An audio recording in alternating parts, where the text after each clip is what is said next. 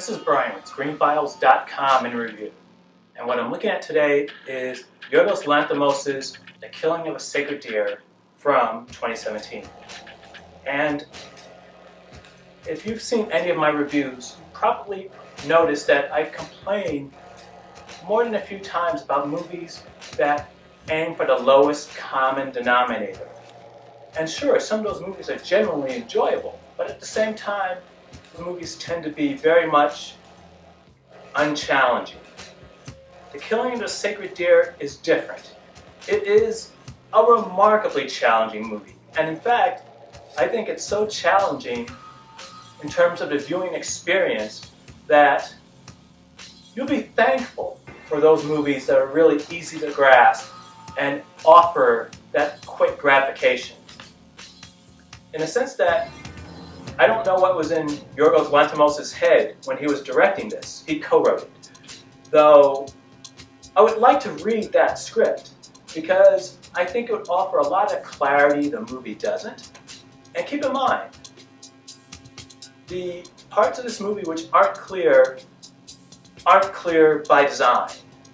There's nothing in this movie that implies that it's badly made, that the director doesn't know what he's doing, that things are happening by accident and happenstance.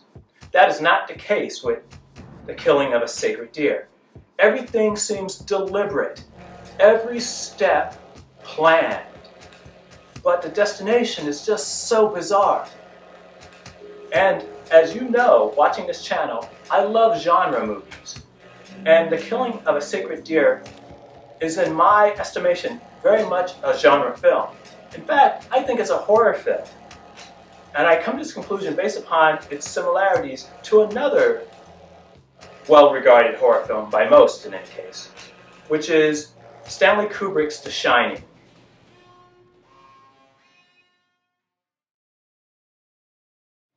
Yorgos Lanthimos in The Killing of a Sacred Deer has a thing about distorting the physical space that characters occupy. Once again, this is no accident. Kubrick does this as well in The Shining, in particular when you see a scene of Shelley Duvall's character and her son in the hedge maze. If you recall, it starts from a model of the maze, zooms in, and as the camera gets closer, you can see objects moving. Closer still, it's Shelley Duvall and her son. The same thing happens in The Killing of a Sacred Deer. Much more often and somewhat different, but similar to what Kubrick did. The camera is set well above the cast. So, as I said, they look remarkably small and insignificant. And there's also a thing with corridors in this movie, in that they seem to stretch impossibly long.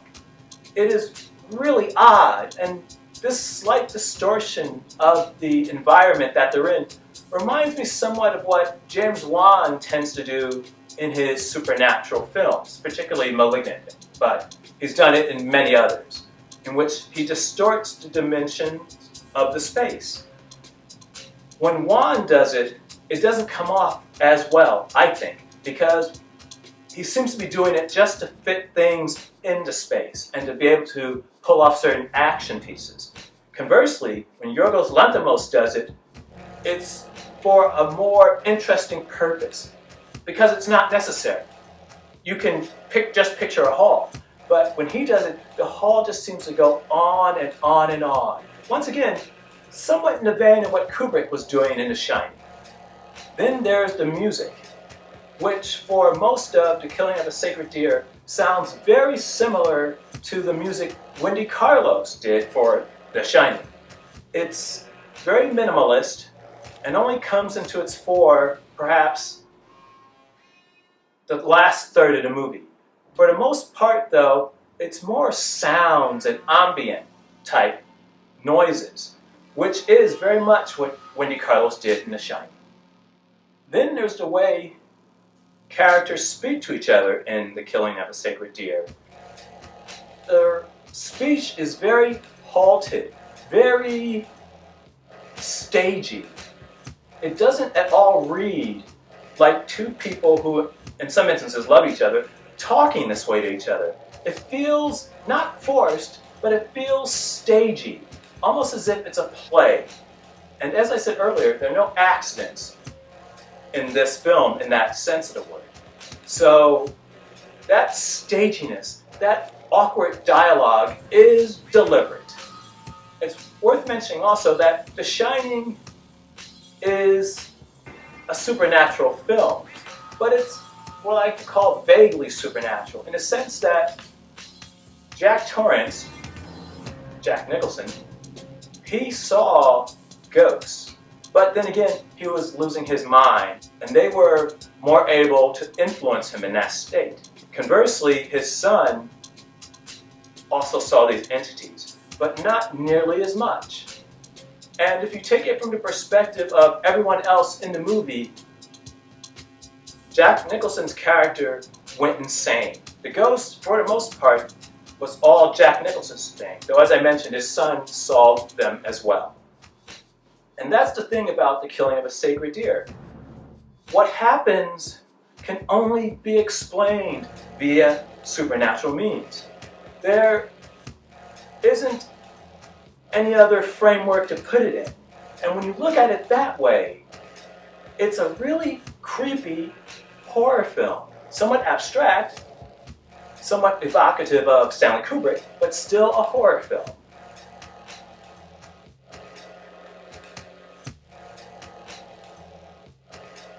The story of the killing of a sacred deer is fairly simple on the surface. It revolves around a cardiologist played by Colin Farrell. The character's name is Dr. Stephen Murphy. And when the movie begins, we see a heart, which for the life of me looks like something out of Alien. In any case, we come to learn that one of his patients died. And the son of the patient, Martin, played by Barry Keoghan, I think it's pronounced, and the relationship between the two is at first very odd and feels almost like a sexual one. It's not, but it feels that way. There's this weird energy around it. In any case, Martin's connection to Stephen Murphy and his family grows ever more sinister as the movie progresses. And he eventually tells them, he doesn't threaten them, but he tells them that they're going to die. It will start with them losing their ability to walk, followed by bleeding from the eyes, and eventually death. And this is where the very supernatural nature of this movie comes about.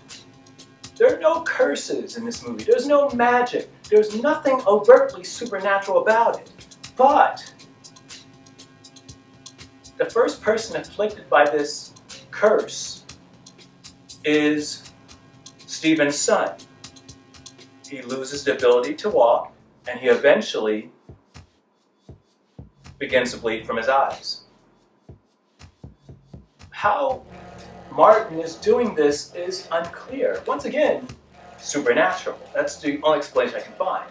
Particularly when a movie goes through pains to establish that Bob has been to the hospital numerous times and he's fine. There's nothing physically wrong with Bob, yet his legs refuse to work. So it's really strange how this all comes about. And in a lesser movie, it would be really irritating because it would just be frustrating. And something I ask myself all the time when watching movies is, why is this happening? Why are they not telling us this is happening? And oftentimes, that's a case of, well, by my reckoning, I should say, bad writing. That's not what I think is happening here. Here, it feels very deliberate and not at all accidental, though due to that lack of information and just the overall oddness of this movie, something has to fill the void. Therefore, supernatural. Nothing else makes sense. There is no reason I can find under the sun for what is happening to this family other than a curse. something of a supernatural nature.